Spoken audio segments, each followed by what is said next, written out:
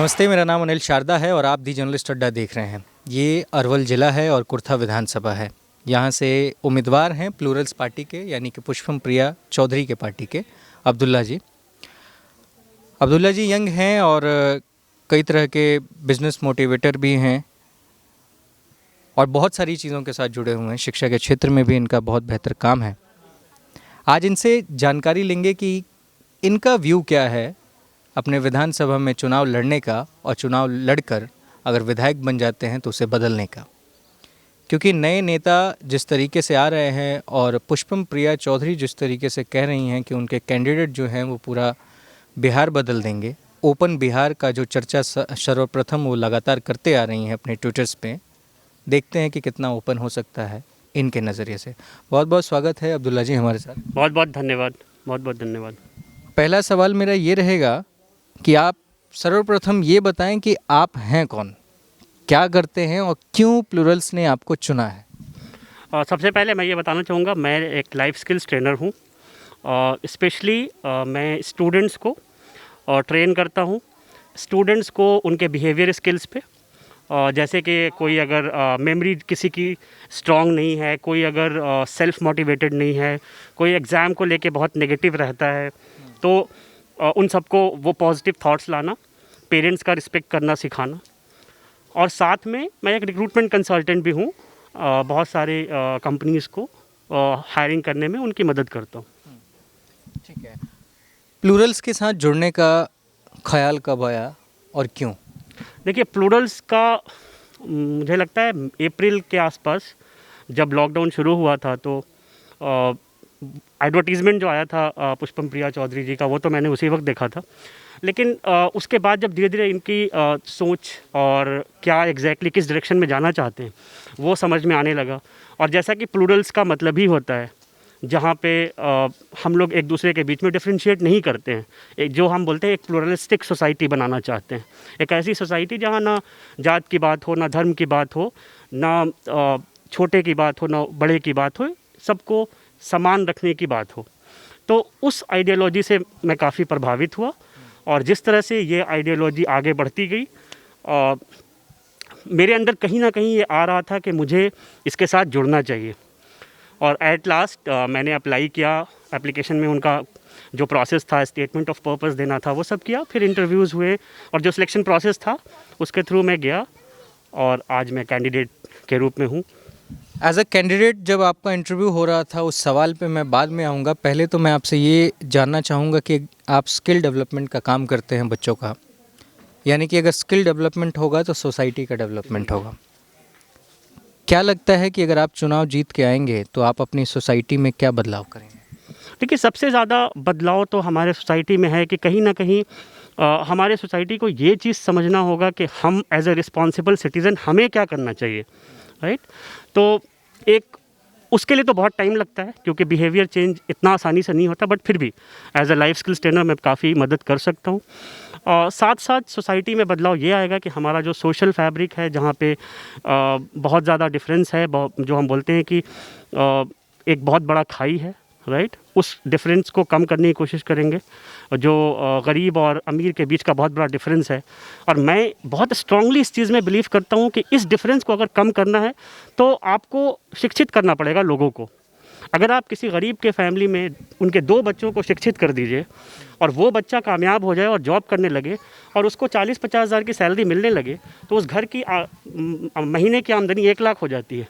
तो एक वैसा परिवार जो महीने में 5,000 भी नहीं कमा पा रहा था, सिर्फ उसके बच्चे पढ़े, उसकी वजह से वो 1 लाख उसके घर में आने लगा। तो शिक्षा एक ऐसी चीज़ है जो बहुत बड़ा हथियार है, और वो एक ऐसा हथियार है जो गरीब और अमीर के बीच का जो डिफरेंस है वो काफ़ी कम कर सकता है। क्या लगता है कि आपके लिए विकास का पैमाना क्या होता है? मेरे लिए विकास का पैमाना है ह्यूमन डेवलपमेंट इंडेक्स, राइट। उसमें जो भी पैरामीटर्स हैं वो सारे पैरामीटर्स पे खड़े उतरना चाहिए। मैंने अपना MBA कोचीन से किया है। मैं केरला में काफ़ी घूमा हूँ। केरला में अगर आप देखें तो इंफ्रास्ट्रक्चर के मामले में तमिलनाडु से कंपेयर करें तो काफ़ी पीछे है, लेकिन ह्यूमन डेवलपमेंट इंडेक्स में बहुत आगे है। इसका मतलब कि वहाँ लिटरेसी रेट बहुत अच्छी है, वहाँ हेल्थ इंफ्रास्ट्रक्चर बहुत अच्छा है, वहाँ बाकी सब मापदंड पे वो काफ़ी अच्छा खड़ा उतरता है। और हमारे स्पेशली हमारा कुर्था का देखिए, कुर्था में एक भी आपको हॉस्पिटल नहीं मिलेगा जिस हॉस्पिटल पे आप विश्वास रखें, जिस हॉस्पिटल में आप जाएं, आप कुर्था में जाएं तो वहाँ जो कुर्था ब्लॉक है, पानी भरा रहेगा, नाली का पानी बाहर बह रहा है, रोड ख़राब हो चुकी है। शिक्षा का सरकारी स्कूल है लेकिन बहुत बदलाव की ज़रूरत है। टीचर्स हैं यहाँ के सरकारी स्कूलों में? टीचर्स हैं लेकिन पिछले, मुझे जहाँ तक पता है, पिछले 5 सालों से कोई नई बहाली नहीं हुई है टीचर्स की। तो लेकिन हाँ, ये है कि टीचर्स हैं, एटलीस्ट 80% है और 70% है, 30% वैकेंसी होगी। तो टीचर्स तो हैं लेकिन जितना ज़रूरत है उतने नहीं हैं, तो वो लोग मैनेज कर रहे हैं। आपके विधानसभा की मुख्य समस्याएं क्यों हैं? क्योंकि मेरे लिए आप आज ज़रूर कैंडिडेट हो गए हैं, पर इससे 2 दिन पहले तक आप यहाँ के आम नागरिक थे, एक वोटर थे, और कैंडिडेट होने के बाद भी आप वोटर ही रहेंगे, जीतने के बाद विधायक। आप पिछले 5 सालों में या 15 सालों में या 30 सालों में अपने विधानसभा में और अपने ज़िले में क्या कमियां देख रहे हैं? देखिए, जैसा मैंने कहा, कमी, इसका जवाब पूरे बिहार के हिसाब से भी दे सकते हैं। ठीक है। देखिए, सबसे बड़ी कमी जो हमारे यहाँ है, जब नीतीश कुमार आए थे तो लोगों को काफ़ी उम्मीद थी कि वो बहुत ज़्यादा डेवलपमेंट करेंगे और उनको मौका मिला, 15 साल मौका मिला। लालू जी को उसके पहले 15 साल मौका मिला। तो हम लोगों ने एक्सपेक्ट किया था कि हेल्थ में और एजुकेशन में वो बहुत काम करेंगे। बहुत सारे क्षेत्रों में उन्होंने अच्छा काम किया और हम लोगों को उसको अप्रिशिएट करना चाहिए। लेकिन हेल्थ के मामले में अगर मैं कहूँ, अभी कोरोना वायरस हुआ, कोविड-19 ने फुल्ली एक्सपोज कर दिया है बिहार के हेल्थ केयर सिस्टम को। पूरा भगवान भरोसे सब कुछ चल रहा है, राइट? तो वहाँ पे बहुत बड़ी कमी है। वो पूरे बिहार में भी है, वो हमारे क्षेत्र में भी। हमारे क्षेत्र में तो और बुरा हाल है। हमारा क्षेत्र तो वो क्षेत्र है जहाँ नक्सली काफ़ी एक्टिव थे आज से 20 साल पहले। तो पहले काफ़ी क्षेत्र में इसकी वजह से भी डेवलपमेंट उतना नहीं हो पाया था। और तो एक तो ये हो गया। दूसरा, शिक्षा में गवर्नमेंट ने अपना पैसा बचाने के लिए बहुत सारी बहालियाँ की, और शिक्षा मित्र के तरह से या कॉन्ट्रैक्ट पे। तो उससे हुआ क्या कि ठीक है, आपके स्कूल में जो नंबर ऑफ़ टीचर्स थे वो बढ़ गए, लेकिन क्या वो इफ़ेक्टिव टीचर हैं? और अगर आप एजुकेशन को देखिए बिहार का पिछले 15 साल में, तो आपको बहुत ज़्यादा इम्प्रूवमेंट नहीं मिलेगा लिटरेसी रेट में। स्कूल ड्रॉप आउट्स भी बहुत ज़्यादा हैं। बहुत सारे बच्चों से आप पूछिए तो ऐसा लगेगा जैसे सिर्फ मिड डे मील के लिए वो स्कूल जाते हैं। आजकल कैश ट्रांसफ़र होता है, बच्चों के अकाउंट में पैसा आता है। बहुत सारे पेरेंट्स तो सिर्फ उसके लिए भेजते हैं अपने बच्चों को।